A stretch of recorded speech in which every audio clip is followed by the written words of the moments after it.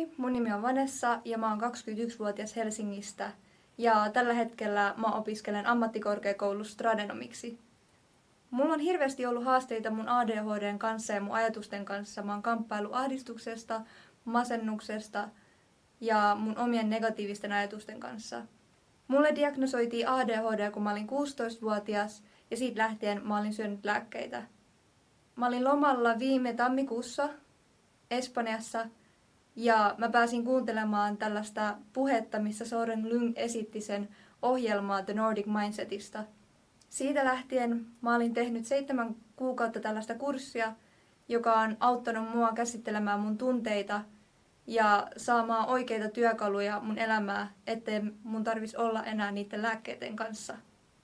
Ne lääkkeet ei sopinut mulle, koska niissä oli hirveitä sivuvaikutuksia ja ne teki musta todella robottimaisen. Ennen tätä ohjelmaa mulla oli tosi huonot ihmissuhteet ja huonot välit mun perheen kanssa. Mulla oli tosi vaikea tehdä ystäviä ja mulla oli todella paljon negatiivisia ja itsetuhoisia ajatuksia. Mä en koskaan uskaltanut unelmoida, että musta voi tulla jotakin. Ja tämän ohjelman kautta mä oon saanut ihan uudenlaisen mielen ja uudenlaisia ajatuksia musta omasta itsestäni ja muista ihmisistä mun ympärillä. Mä en vois koskaan enää kuvitella, että mä söisin ADHD-lääkkeitä ja mä voisin suositella kelle tahansa tällaista ohjelmaa, joka oikeasti auttaa sua elämään sun oman itses kanssa ja sun haasteiden kanssa ja kontrolloimaan sun omia ajatuksia ja tunteita.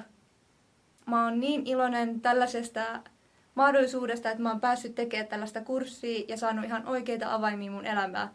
Ja vihdoin mä uskallan oikeasti haaveilla jostain ja mä uskon, että mä tuun pärjää koulussakin tosi hyvin.